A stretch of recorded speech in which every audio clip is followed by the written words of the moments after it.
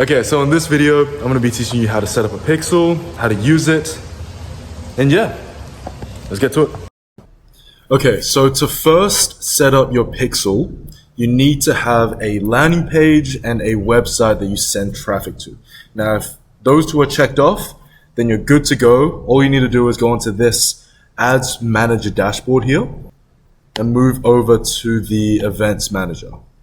Now, once you're in the Events Manager, what you want to do is you want to firstly click on your ad account that you're using for your personal business, and you want to create a data source. So top left here, you want to connect data. You want to make sure that it's selected at web. So you click next and just name the data source something that makes sense to you. So I'll name it test 3 times. We'll create. And now here's where people start to get a little bit mixed up. So you don't want to go ahead and set up your conversions API straight away, especially with Facebook's custom gateway. You want to actually set up the pixel first, right? So if you're using hosting platforms like Squarespace, Webflow, Wix, then chances are it's already going to be partnered with Meta. So what you can do if that's the case is you can set up with partner integration. So if you do that, you can click next, and you'll see you have a bunch of different hosting services such as Zapier, Wix, stuff like that, even Shopify. And if yours is included in here, it's going to be super simple. For example, let's just click on WordPress. So this actually makes it super simple for you. You've got step 1 and step 2. It's pretty hard to mess up. All you have to do is just follow the exact steps. So you go into your Webflow, or you go into your WordPress website in your dashboard, and you just click on plugins. You select add new, and you choose Facebook for WordPress. And what it will do is it'll actually give you a line of code that you'll connect onto the website. So here I'll have to enter in a web address. I won't do that here, but just know that's what's going to happen. You're going to get a line of code that you can put into your WordPress website. So once you've done that, all you need to do is just test the events, and then everything's sorted. Now, if that's not the case and you're not using any of these partnered hosting platforms, then what you can do is actually set it up manually. Now, it sounds hard, really isn't. All you have to do is just a few more steps than the partnered integration. So for example, if I click on this pixel here, you can click set up Metapixel, and you can actually install the code manually. So what you'll get here is, go back. So what you'll get here is actually a base code. So just copy that base code, and what you'll need to do is actually paste that into the header of your website.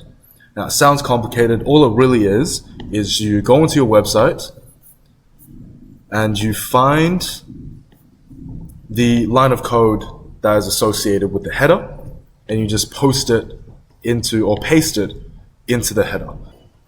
So if we copy the code, we can go next, continue, and we can literally just copy it into this website here. Now click save.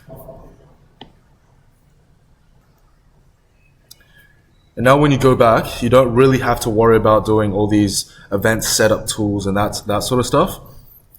Just go back to the pixel and you should be sorted. Now, every single time you visit the website now, every single time you click on an action, it'll actually log automatically as an action has occurred. So if you want to test it out, you go to test events. You go to confirm website's been set up correctly. And all you do is just paste your website URL into this section here. So you open website. So now that it's loaded, you can go back, and now you'll see that there's a page view. It's a custom event. So now you know that your pixel has been properly set up. Now, once you've created your pixel and once your pixel is connected to your website, you can start using it in your campaigns. So in order to use it, you just have to create a campaign from scratch. And we choose leads or engagement or awareness, doesn't really matter. It just needs to suit your objective for this campaign. In this case, we'll choose leads.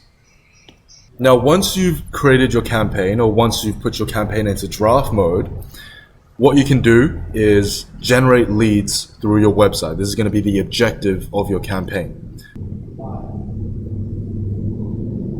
Now you can scroll down and you'll see that it actually gives you the option to select a certain data set to use. So in this case, we'll just use the data set that we've created.